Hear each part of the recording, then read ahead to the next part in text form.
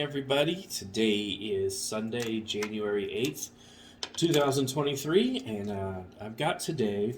I drove up to Hall of Heroes up in Ponca City, just kind of get out of the house here, get some traveling under my belt. I've been long past due. Ended up spending some money, not a whole lot. Found some stuff that I've been looking for. Um, this here is Uncanny X-Men 254. The only reason why I got this is because I like the cover. I bought this when it was brand new back in, was it 91, 92, maybe 90, 89, 90? So I bought this back then because I like the cover. And let me tell you, this is the most misleading X-Men cover of all times. Nowhere in the comic do the guys just actually form a team, nor do they put on these costumes. Sundar's in there, but he never puts on the costume. Banshee has his old green costume on there. Forge, Polaris, all these guys here, they just have some like blue and white body armor. Most misleading cover, and I wonder how many people would have bought it if it hadn't been the cover like this. But I like this cover, and I think it was X Factor number 71 with the new team and their costumes. I've always loved the team costumes of the X-Men. So and then their little personal flair, like with Banshee's right here, and Forge is missing, his pant leg because he's got his bionic. So I always did kind of like that stuff. But that was the only reason why I bought this. Cover was for this, and like my local comic shop had it for like $6. MyComicShop.com had it for like 5 or 6. I took it off I got to take it off my list here, but I did find this, and this is nice. It was only like $3, so I was like, deal. I just here's $3 cash. Okay, so then you guys know I do like my cards, and I haven't scanned in any of these, but I did get these. These are interesting. He had these like up in something like in these pages, but kind of like this in a 2x3 poster frame, and these are kind of like that gold foil tint on there, so they looked real nice up on the wall with the light refracting. I was like, man, what is the deal? I was like, I had no idea what these cards were, they existed. And so I guess someone sold them to him, and he just kind of bought them and just put them up in that frame, and boom. He says nobody ever looked at it. Nobody was. I was like, well, I'll give you. We looked it up on eBay and saw what it was. Oh, excuse me. Looked on eBay and saw it was going for like $60. I said, okay, I'll take it. And so he didn't want to really kind of sell it at first, and then I bought the comic, and my buddy was buying some stuff too, and so I just said before I left, I was like, well, okay, last chance for you to buy the cards, $60. I promise you I won't leave the frame outside the just outside somewhere. He was like, well, I want to keep the frame. I'm like, deal. So I guess that was him keeping the frame and the last chance. So he sold me the cards for $60. It's a 90 card set, and it's got that gold tint on there. So at first we thought, okay, this is going to be the first appearance of these characters on there, and that's just I can't see any rhyme or reason to the characters on there. But this set did come out in 2014, but their costumes are from like the 80s and stuff. You can see Wolverine's not his original costume, but the one that when he was joining the X-Men, the old Sabretooth before the Jim Lee, Archangel and Cyclops. That's their first X Factor uniforms. So these guys are on there. I was like, well, I'm sure there was some sort of rhyme or reason to why they picked these particular characters and why they put them in the costumes they did. I don't know what it is. Like, here we got the Jim Lee Captain America, and then so it's got the characters in this. There's the Jim Lee Deathbird, and this Thor from Operation Galactic Storm, not to be confused with this Thor. So I'm not, like I said, I don't know the rhyme or reason why they chose. Oh, and here we go. We have an Jim Lee Cyclops.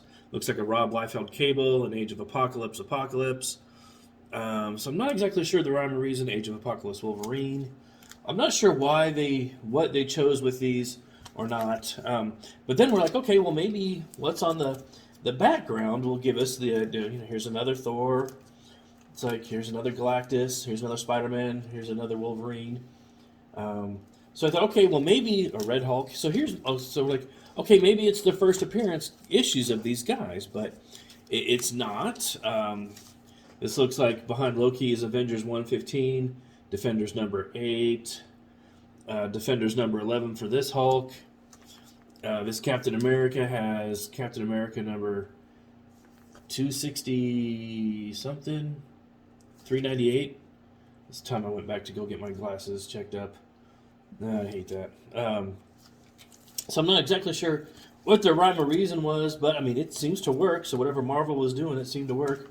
Okay, so we got Storm here in front of a Thor background. We got X Factor and two X Factors, and neither one of those are, I can't read the issues. X Factor number 11 and X Factor number 10.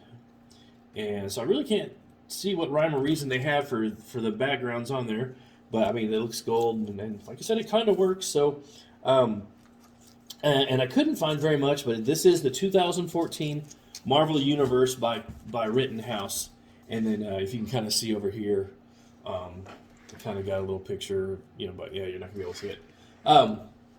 So I don't know what their thinking on that was or what have you. And let's see, just 24 packs, one color sketch card, 90 card base set featuring the greatest hidden heroes and villains. Okay. There's a Sapphire and Emerald and Diamond set, which I'm not going to do. Some other chase cards, which you guys know how I feel about the chase cards, so I'm not going to get any of those. But that's what they are, and so I picked those up for $60. So it was kind of neat. Made the choice with fun. My buddy was bitching and moaning. He didn't want to go up there, and he ended up dropping a couple hundred. I'm like, well, dude, that's kind of on you,